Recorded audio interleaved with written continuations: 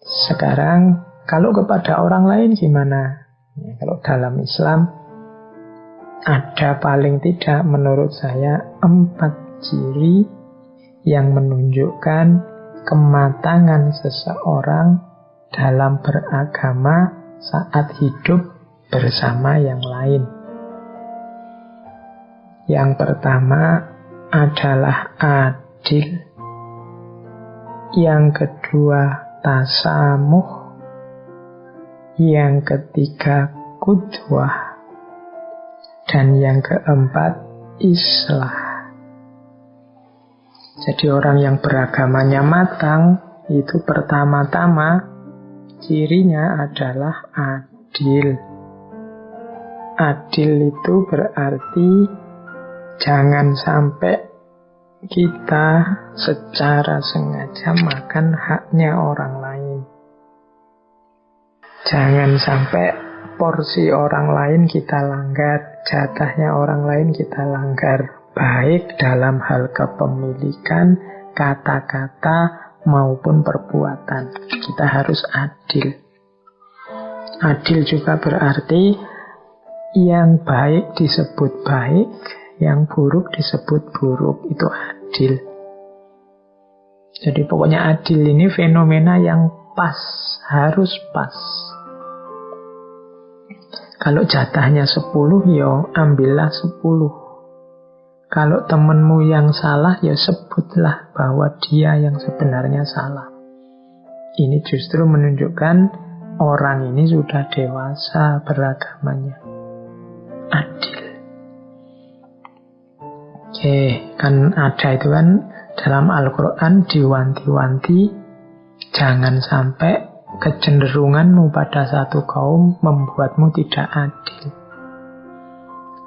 Jangan mentang-mentang kelompokmu, jangan mentang-mentang temanmu, jangan mentang-mentang dekat denganmu, terus meskipun dia salah kamu benarkan. Ini namanya tidak adil. Orang beragama yang matang itu adil.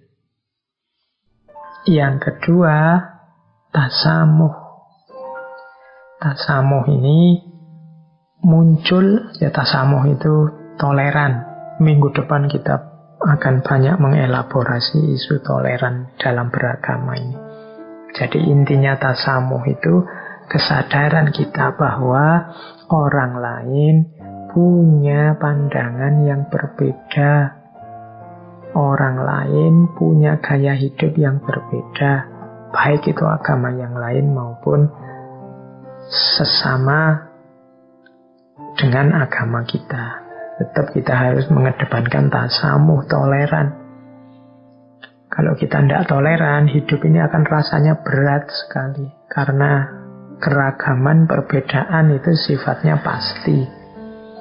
Jadi kemampuan untuk toleran, kemampuan untuk menerima perbedaan, itu salah satu bukti kematangan dalam beragama. Yang ketiga, ciri beragama yang matang itu ada qudwah. Qudwah itu artinya contoh, teladan. Jadi qudwah berarti hidup kita itu isinya baik-baik, isinya utama-utama, isinya bisa ditiru semua, bisa diteladani semua. Nah, itu namanya qudwah. Jadi kalau seorang beragama sudah bisa ditiru kelakuannya, kata-katanya, perbuatannya, bisa dicontoh, bisa dijadikan qudwah, menunjukkan bahwa dia sudah matang sebenarnya keberagamaannya. Jadi cirinya mudwah. Kalau dibalik berarti apa? Lakukan segala hal yang menurutmu orang lain layak meniru, orang lain akan lebih baik kalau meniru yang kamu lakukan. Jadi ketika kita melakukan sesuatu, pastikan bahwa kalau orang niru yang saya lakukan ini, itu baik. Nah, itu berarti menunjukkan bahwa tindakan kita sudah matang, sudah bisa jadi qudwah, sudah bisa jadi contoh. Itu ciri Yang ketiga, dalam kehidupan bersama. Jadi, dalam hidup bersama, keberagamaan yang matang dicirikan antara lain adil, tasamuh, qudwah, dan yang keempat, islah. Islah itu artinya perbaikan. Jadi bersama-sama di tengah masyarakat kita semakin baik, semakin baik, semakin baik. Itu namanya islah. Kematangan dalam beragama antara lain dicirikan kesadaran bahwa kita ini belum sempurna. Kita ini masih banyak kurangnya. Maka setiap ganti waktu, setiap berjalannya waktu, kita pastikan yang kita lakukan semakin baik, semakin baik. Kalau ada yang keliru kita perbaiki, kalau ada yang melenceng kita luruskan, kalau ada yang rusak kita benarkan. Yaumuhu khairun min amsihi. Ciri muslim yang baik hari ini lebih baik daripada kemarin. Itu salah satu ciri kematangan beragama. Pastikan dirimu adil, pastikan dirimu toleran, pastikan dirimu teladan, dan pastikan dirimu siap untuk selalu lebih baik. Nah, ini 4 ciri karakter kematangan dalam hidup bersama. Kalau ciri untuk hidup sendiri tadi, cirinya hanya adil. Jadi, kalau memang sakit, ya berobat. Kalau lapar, ya minum. Kalau ngantuk, ya tidur. Nah, itu adil pada diri sendiri. Meskipun tetap kalau itu orangnya matang, ngerti batasnya. Kapan aku bangun, kapan aku tidur. Kapan harus puasa, kapan harus berbuka. Nah, ini menunjukkan orang matang beragama.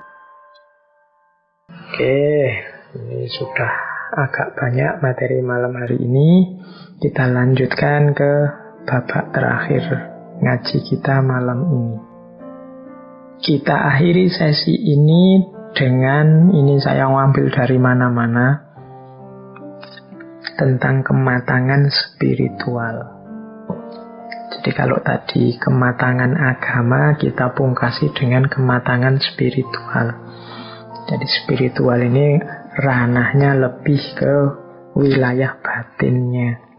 Membereskan diri kita secara spiritual dulu. Orang yang spiritualnya matang, insya Allah nanti keberagamaannya juga dewasa dan matang.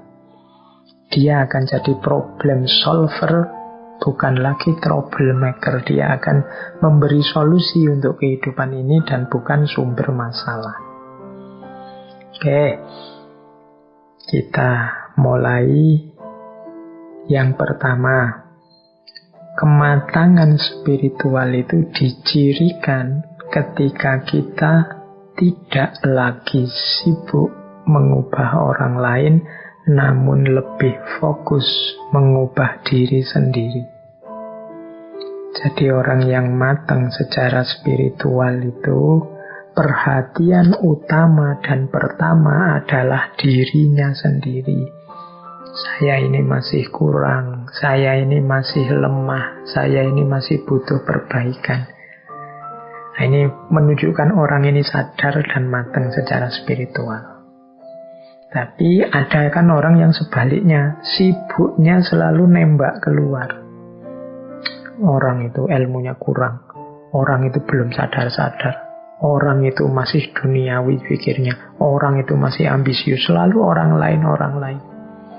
Tadi ada ciri-ciri yang saya sebut, orang dewasa, orang macam-macam itu biasanya kan kita terus nembak keluar. Oh berarti orang itu belum dewasa, oh berarti pimpinan yang itu nggak dewasa. Kita selalu sibuk nembak orang lain. Orang yang spiritualitasnya matang itu fokusnya ke dirinya sendiri. Aku sudah dewasa apa belum ya? Aku ini tanggung jawab apa belum ya? Aku ini sadar diri, tahu diri enggak ya? Aku ini sabar atau siap menerima proses apa enggak ya? Dan lain sebagainya. Nah, orang yang lebih sibuk fokus pada perbaikan dirinya itu menunjukkan kematangan spiritual.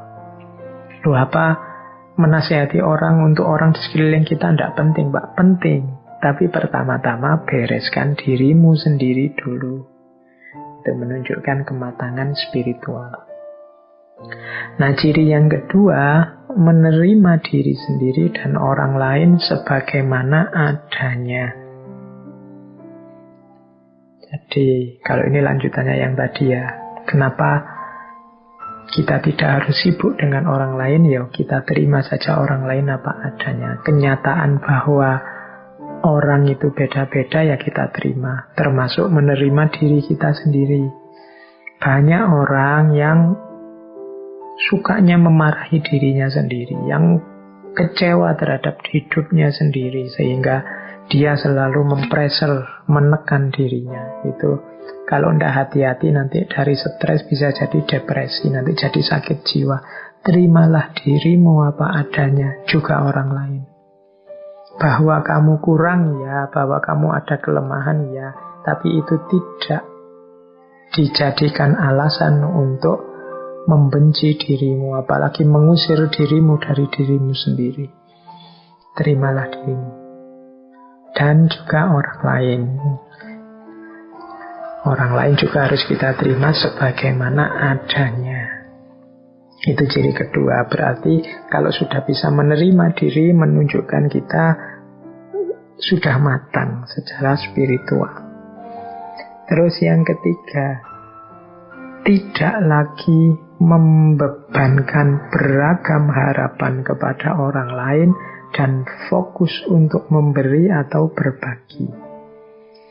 Orang yang matang secara spiritual itu tidak banyak membebankan harapan. Membebankan harapan itu, aku ingin engkau begitu, aku butuh ustadz yang begini loh, aku ingin dosen itu menurutku yang baik itu begini loh, aku ingin punya teman itu yang ideal itu begini loh. Jadi kamu membebankan harapan-harapan ideal-idealmu pada orang lain. Ini biasanya terus menyusahkanmu, membuatmu kecewa sendiri.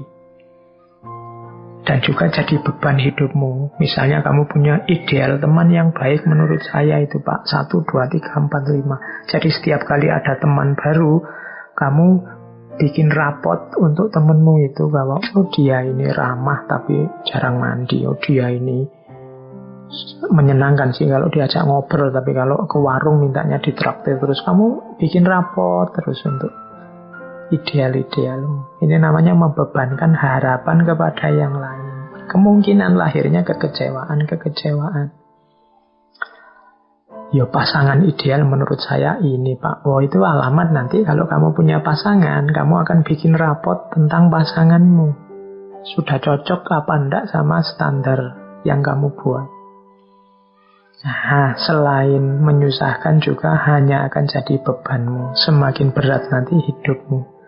Fokuslah pada memberi, berbagi. Coba kamu teliti dirimu, kamu cek kira-kira aku bisa berbagi apa pada orang lain, pada lingkungan sekelilingku, mampuku memberi apa. Pak, kalau saya harta tidak punya Pak, saya punyanya tenaga, ya sudah, sumbangkan tenagamu untuk kebaikan orang lain. Pak, saya punyanya yo hanya ilmu yang sedikit-sedikit ini Pak, hanya ngaji Iqra itu loh Pak, saya bisanya. Ya, sumbangkan kemampuanmu ngaji Iqra itu, berbagilah kemampuan ngaji Iqra bagi yang belum bisa ngaji Iqra. Jadi sibuklah dengan apa yang bisa kamu berikan pada orang lain, bukan pada apa yang kamu inginkan dari orang lain. Nah ini orang yang semacam ini kategorinya berarti dia sudah matang secara spiritual. Jadi yang dia pikir hanya memberi dan berbagi pada yang lain, bukan mengharapkan, meminta pada yang lain. Ini mengurangi beban hidup dan juga efek kecewa dan susah dalam hidup. Kemudian yang keempat, orang yang matang secara spiritual itu mengerti bahwa apapun yang ditanam itulah yang dituai. Apapun yang dilakukan itulah yang dinikmati. Jadi ini rumusnya orang hidup itu famay ya'mal mithqala dzarratin khairan yarah wa may ya'mal mithqala dzarratin syarran yarah. Sekecil apapun kebaikan, akan kita nikmati hasilnya. Sekecil apapun kejelekan, akan kita nikmati juga efeknya. Orang yang matang secara spiritual ngerti benar rumus ini. Makanya dia hati-hati. Jangan sampai melakukan kesalahan sekecil apapun. Eman-eman nanti dengan panennya. Jadi itu ciri kematangan yang keempat. Jadikan ini rumus hidup. Apapun yang dilakukan akan dinikmati hasilnya. Karena hari ini kan kadang-kadang kita meremehkan tindakan-tindakan kecil yang menurut kita seandainya dosa itu ya dosa-dosa kecil. Alah Pak, cuma ngomong kotor jorok sedikit aja, enggak masalah lah. Yang lain efeknya keakraban yang muncul jadi luar biasa Pak. Ya, enggak masalah. Yo, memang sih kalau kamu lihat efek keakrabannya jadi luar biasa. Tapi bisa enggak kamu menjalin keakraban tidak dengan yang itu, yang kamu anggap dosa tapi kecil itu. Mbok nyari yang enggak ada dosanya. Kenapa? Karena sekecil apapun kekeliruan, kesalahan akan kamu nikmati, akan kamu panen hasilnya. Alah Pak, nanti tobat juga selesai ya. Tobat urusan yang vertikal. Yang horizontal kadang-kadang tidak tersangka-sangka. Ada, kalau dalam bahasa Hindu ada karma palanya.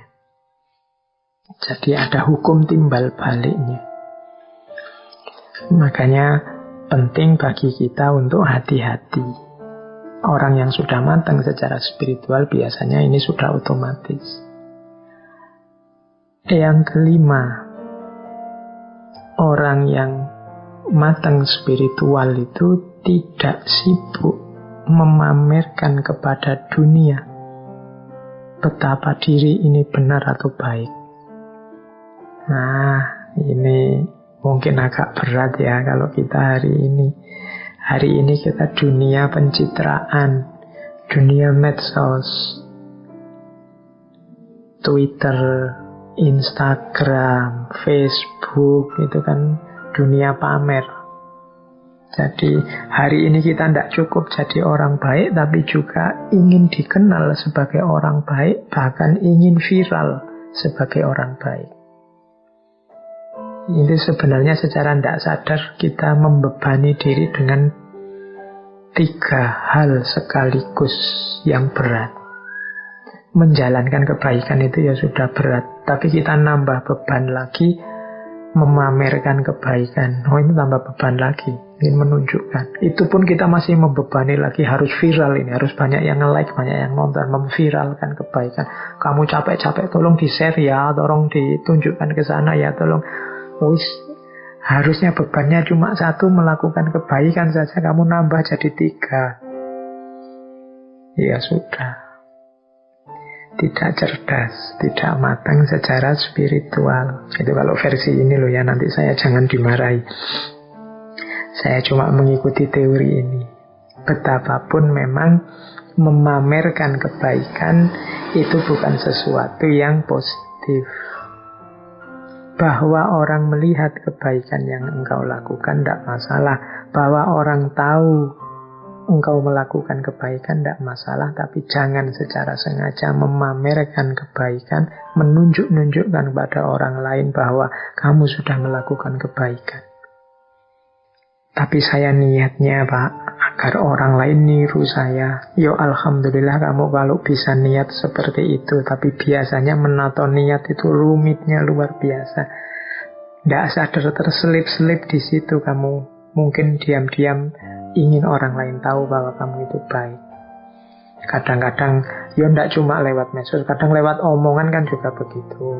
Tidak ada apa-apa, ngomong biasa-biasa, tiba-tiba kamu nambahi, oh waktu saya di Singapura dulu, waktu saya ketemu Menteri anu dulu, oh waktu kamu mamer-mamer jasamu, mamer-mamer kehebatanmu.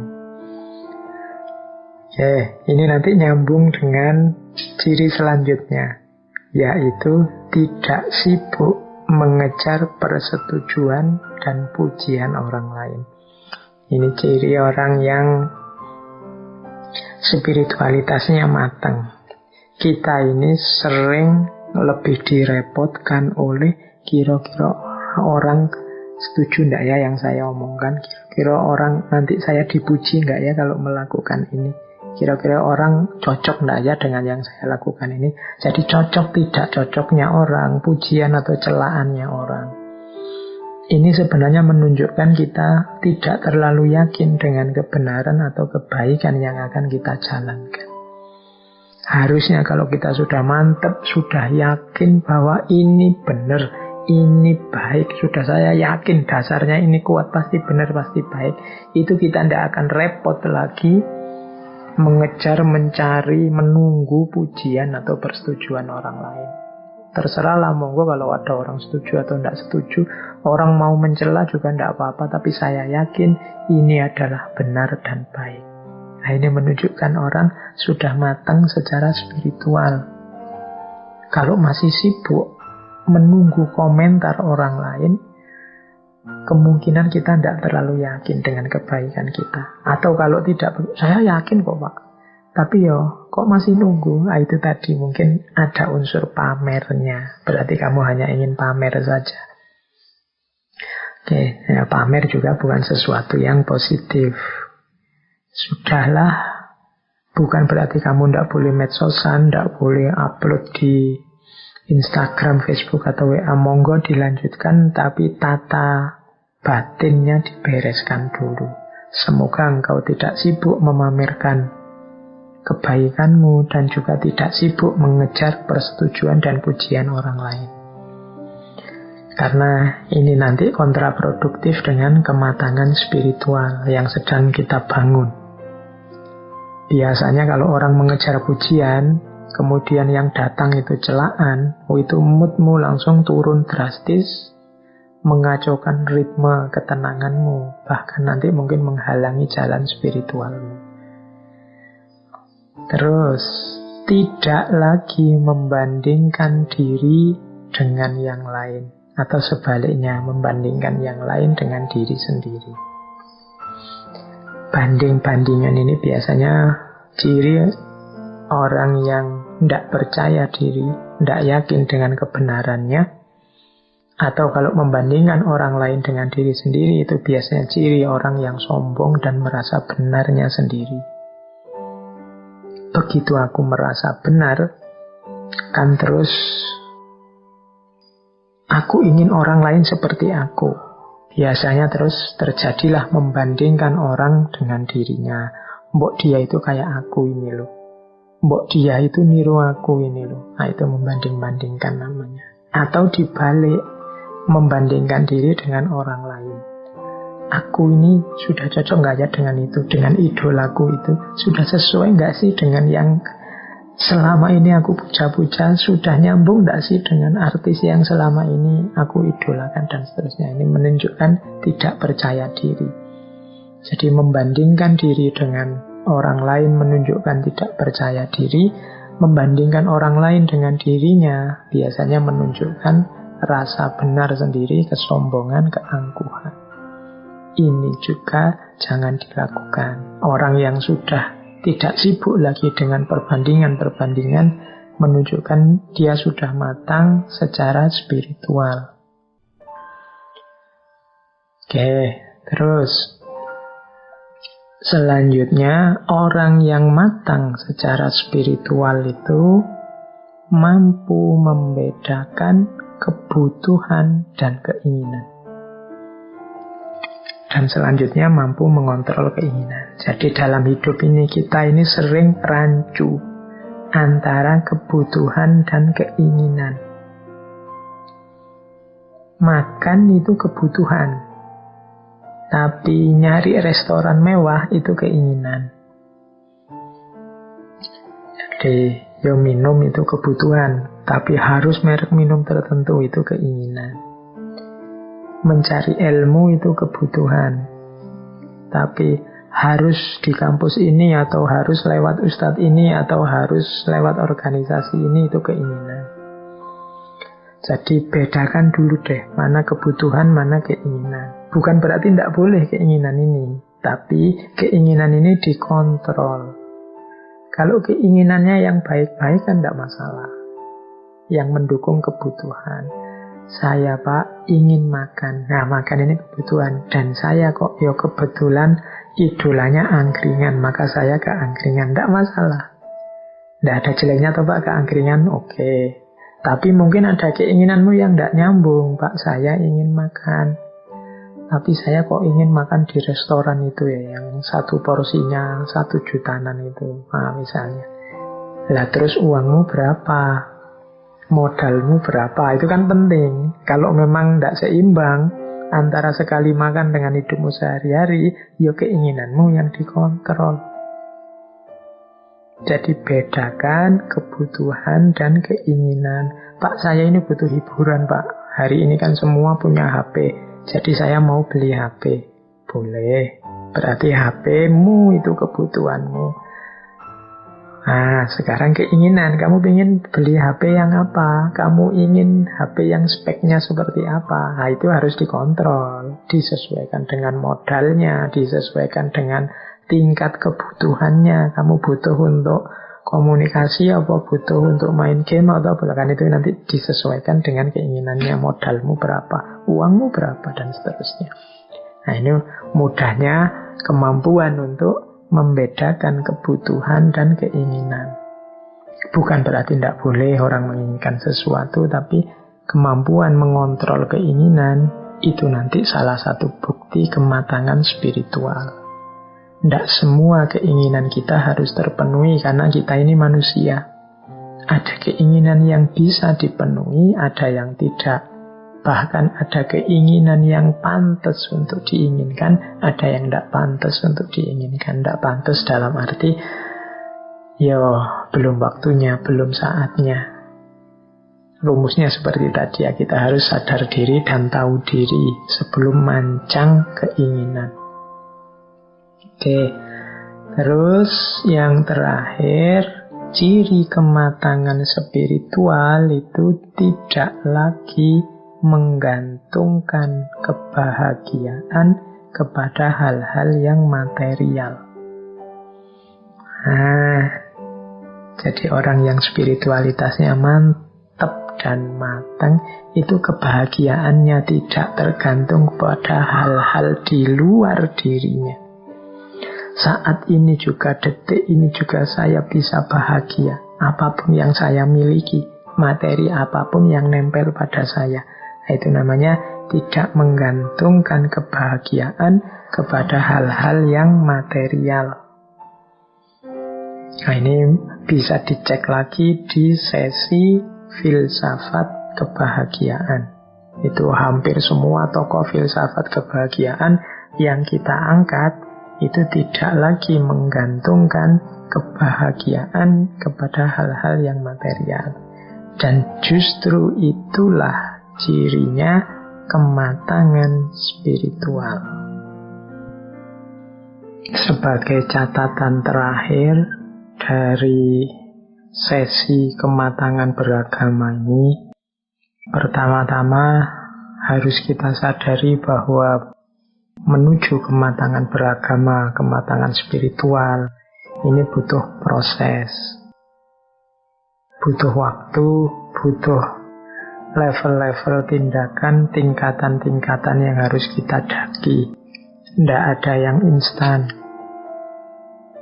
Kalau saya bicara butuh proses, berarti juga butuh kesabaran, butuh istiqomah. Saya sendiri juga tidak berani mengklaim saya sudah matang secara agama, sudah dewasa beragamanya, sudah matang spiritualnya. Tapi kita bareng-bareng berusaha. Termasuk ngaji kita malam hari ini kan upaya untuk kita meniti jalan untuk semakin baik, semakin dewasa dalam beragama. Jadi tidak instan. Biasanya yang muda-muda itu kan pinginnya cepat, langsung. Saya ingin langsung spiritualitasnya matang Pak. Itu biasanya terus tengah jalan ngelukro, tengah jalan susut semangatnya karena merasa wah kok berat Pak, kok susah Pak ya. Karena apa-apa ada tangga-tangganya yang harus didaki. Kemudian yang kedua juga pasti tidak langsung sukses. Ada jatuh bangunnya, ada naik turunnya. Tidak apa-apa, dinikmati saja proses itu. Jangan marah-marah pada dirimu sendiri, apalagi menyiksa dirimu sendiri, tapi juga jangan terlalu memanjakan dirimu. Bikin rencana-rencana, bikin strategi-strategi, biar kita bisa setahap demi setahap naik menuju kematangan dalam beragama, kematangan dalam spiritualitas kita.